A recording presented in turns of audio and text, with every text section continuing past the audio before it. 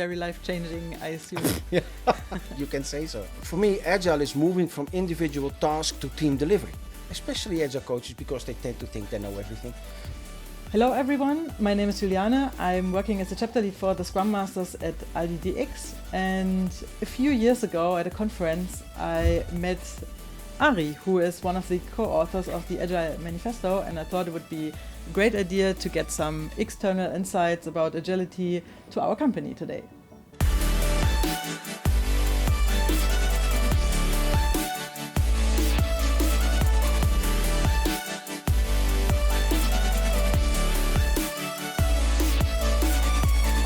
Hello everyone, my name is Juliane. I'm a chapter lead for the Scrum Master at AldiDX, and today I'm very happy and excited to have you, Ari, as a guest for our YouTube series Talk Agile to Me, and this is a very special episode in the series, so welcome. Thank you so much. Thank you. Talk Agile to me almost sounds like it's a late evening show. Right? It's like, it's not, it's 11 in the morning. Maybe we might close the windows. So for those who don't know you, can you please introduce yourself a little bit? Yeah, of course. My name is Ari van Bennekum, right? I'm from the Netherlands. I'm one of the authors of the Agile Manifesto. Started my journey in the Agile world in 1994. And now it's 2025. I'm still here. Yeah, that's amazing. So you are one of the authors of the Agile Manifesto. How did this happen? So I think you were 37. Yeah. So how did you get into this agility thing? Well, I started my Agile journey in 1994. We wrote the manifesto in 2001, right? So at the time, I was 30 years old when I started my journey. And one of the things in the Agile world, and still today, right, if you look at all the meetups, is that it's very community driven. And then at one moment in time, I got in connection with the DSDM consortium, which at the time was based in the UK. Headquarters is still in the UK. Got very involved in the international development of the DSDM consortium, with the certification program, being an assessor and all these kind of things. And on behalf of the DSDM consortium, we were talking to somebody from North America to start a chapter for the DSDM consortium in North America, United States, Canada as well. I met Dane Faulkner in Manchester, I think it was. That must have been late 2000 or something. And then Dane found out that this meeting, to write about something and talk about something was going to happen in Utah. And he suggested that somebody from the DSDM consortium should be there as well. Yeah, cool. It's a really cool story and very life-changing, I assume. Yeah, you can say so. Yeah. So why do you think that agility is still a good idea, especially when you think about what's going on from a global political point of view? I know the manifesto mentions the word software, right? That's the only thing that I'm not too happy about, because it should be about solutions or whatever word you use. But and if you look at what's happening at the moment in the global political dynamics, let me put it mildly, is that you don't know where you are next week. And that means that as an organization, you have to be very adaptive, because somebody might shout in the microphone about tariffs going up or down or being postponed or whatever. But at the same time, we don't realize what is the world behind this is something when somebody is saying this, right?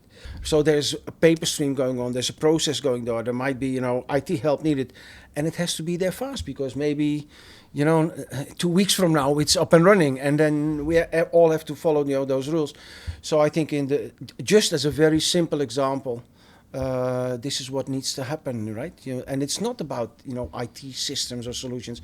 Of course, that's part of it as well, but it's on the higher level where organizations need to understand. Hey, when these tariffs are going on, okay, so we're looking at a different market now. What is going on in that market? How do we handle that one? Means that we need to change our organization, need to change departments in our organization, processes in our organization.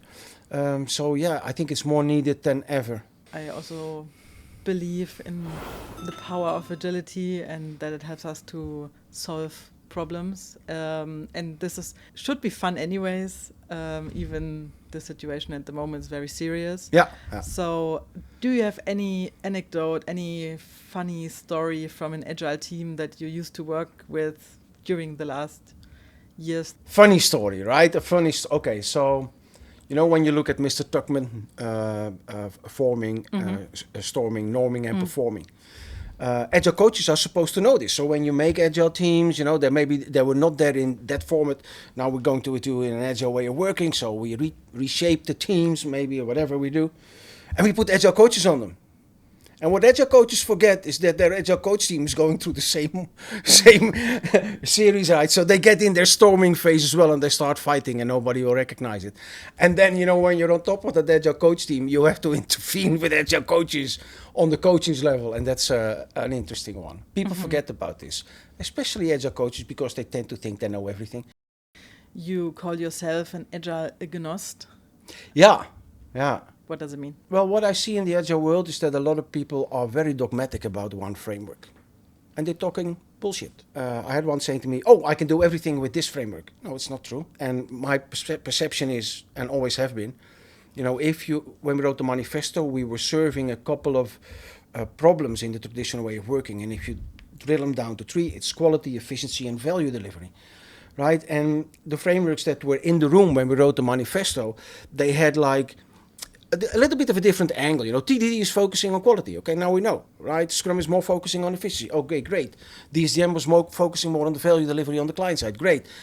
But we have problems in all 3 areas. So we need to understand. So my point is, if I look into, I have a quality problem with a team, I look at TDD of XP, and etc. So that makes me an agnost. I'm not limited to one framework. And you said that if you restrict yourself to one framework, that's not a good idea. No, because you miss the agility, right? If you do only the efficiency, that's great. Then you deliver very efficient the wrong stuff. If you focus on the quality, great quality, but it's maybe Still the wrong stuff, right? Or too late. If you have brilliant value delivery, but it's full of bugs, it doesn't work. It doesn't bring the value, right? So you need to bring them all together. And focusing on one framework means that you're focusing on one area, in my perception, and that's how I perceive it. So how can large companies like AldiDX do this transformation and make it successful? For me, the approach that I like to do is you have to look at, where are we now? Then you have to decide, where do we start? Because you don't start transforming the whole organization in one go. You take an area where you start. And what is for me always a precondition when I start doing a transformation, I want to have a good idea of the organization. So I will, before I start the transformation, walk in, talk to people, talk to the management, talk to the teams, look at everything. And then identify, what do we think in the first, wave of transformation, what we should focus on, what is the biggest problem that we have here, and step for step we go forward. So nowadays many companies are failing the transformation anyways. Do you have any very specific tips for us that we will do it successfully? But let me limit myself to 2. Okay. And the first one is existing of 3, right? So that's a good part. The number 1 is the leadership team. As I said, make it or break it, right? So the leadership team needs to understand they have to role model change and the new behavior. They have to facilitate the change. Sometimes it requires their authority, to make official changes, even in collaboration with unions or whatever.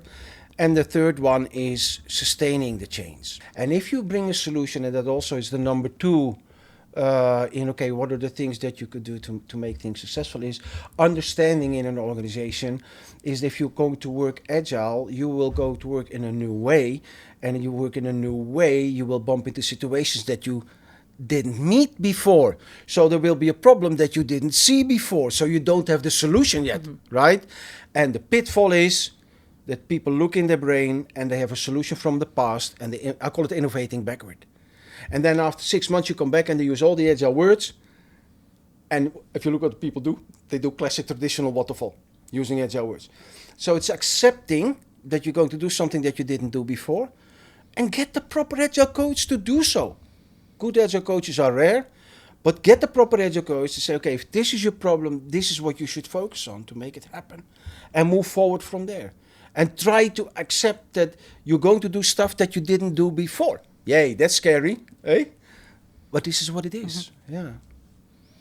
So earlier today, you also mentioned the importance of team spirit. Might be the third one. Yeah. I mean, there's so many things, right? But what you see especially in traditional organizations, and most organizations exist before they go into agile, right? For me, agile is moving from individual task to team delivery.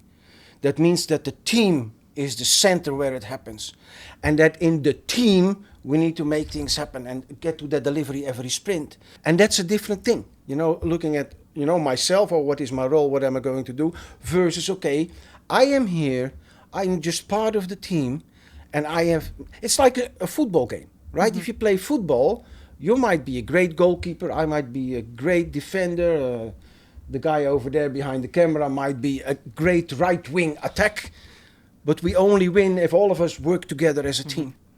And that means that you get the shit from the individual approach to, okay, the team approach. And what you do is in the light of the team success. What you just mentioned was basically a good wrap up, but maybe you have some more for us. Yeah. I think it was 2009. I had the privilege of sitting at the table with Mr. Kofi Annan. He just retired as Secretary General from NATO, right, at the time. Hour-and-a-half conversation. And I thought, okay, I need to ask him a question. So I asked him, I said, and I gave him an example, Myanmar, economic ban. What if my boys see an opportunity to help the people? What do you think they should do? And he said, Ari, tell the people, tell your sons that change always starts with one person.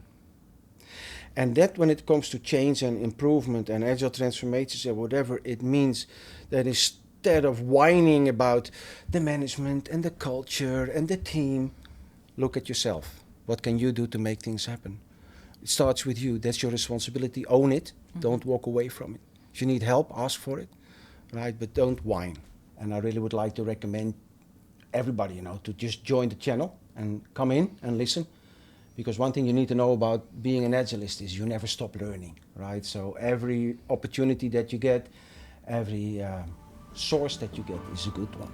So if you like the content today, it would be amazing if you subscribe to our channel. If you want more information, then visit our website and follow our LinkedIn channel.